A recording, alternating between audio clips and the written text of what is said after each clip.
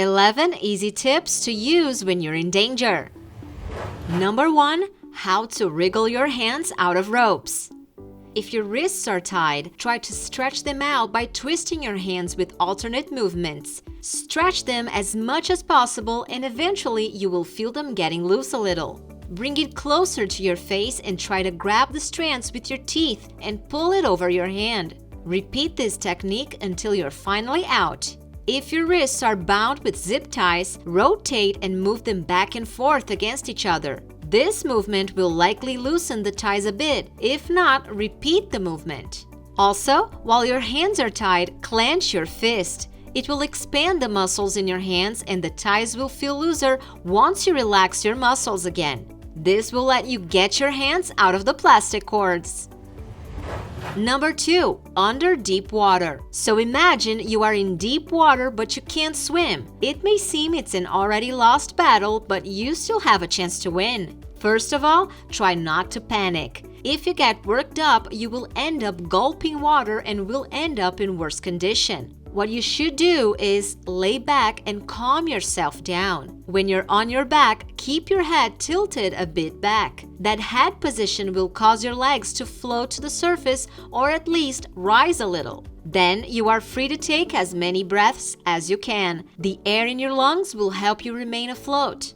Once you're more calm, try to get someone's attention by waving your hands or yelling.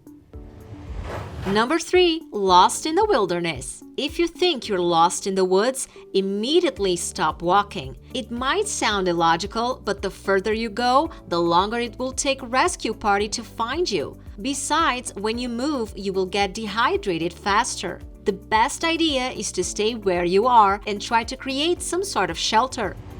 Number 4. Ran out of water. If there is no lake or pond nearby and you're thirsty, you can still get drinkable water from the trees. Tie a plastic bag around a bunch of leaves and leave it for a few hours. Tree sweat and condensation will gather in the bag and you will have water to drink.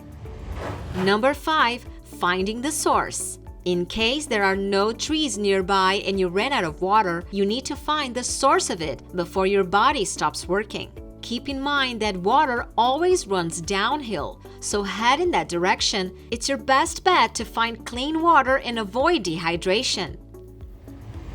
Number 6. Making signal for rescuers. Getting lost is probably everyone's biggest fear when going camping. So in case that happens to you, here is a tip that might save your life. If you're lost and didn't manage to make a fire signal for rescue yet, but you hear them flying over, use a small reflective mirror. Hold it at such angle that reflects sunlight towards the helicopter or plane. This glare is noticeable even from a big distance. You can use your glass phone screen as well. It might not reach the same distance, but you gotta use whatever you have, right?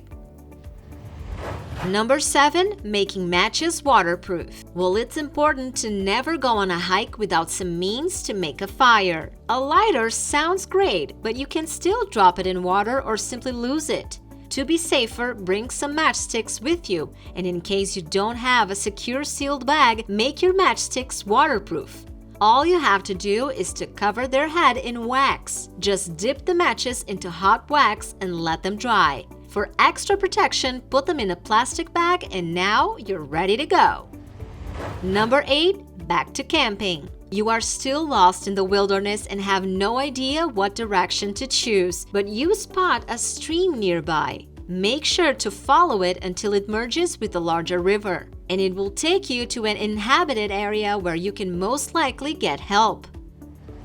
Number 9. Don't build a fire inside a cave. Imagine you are wandering in the wilderness, lost, and the sun is setting, when suddenly you see a cave. That will make a perfect shelter for days, unless you do this fatal mistake, which is building a fire inside the cave. The thing is, the heat from the fire will cause the rocks, hence walls and ceiling of your shelter to expand, causing them to collapse and fall. If you're lucky, you can get out before that happens, but if not, you may get trapped in a rockfall or a landslide. The best option here is to build a fire outside the cave, using the cave only to sleep and shelter from rain. That way you will stay warm and safe.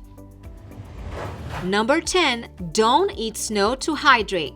Well, let's say you are surrounded by snow and with no drinking water on hand. What should you do? On contrary of what many believe, eating snow is not the best way to rehydrate. In fact, this will lead to further dehydration. When you put a bunch of snow into your mouth, your body will spend energy to warm it up and transform it in liquid. Therefore, you will lose liquids faster. Besides the fact that snow can give you hypothermia, it may also contain harmful bacteria that will cause an infection. So what you should do if there is no other option is to warm it up using your hands first before you consume, and stay away from the stuff that doesn't look fresh and white.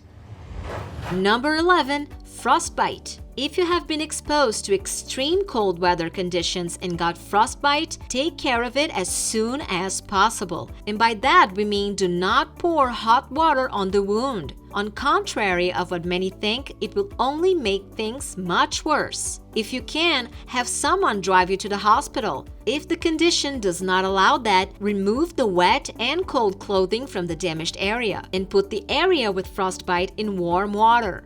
However, it's best to stay away from the cold for a while to make sure the damaged part won't freeze again, and keep the part elevated to reduce any swelling. Hopefully, you will never have to use these tips, but now you will have them just in case. So give us a like for caring about your safety and well-being. It will take less than a second.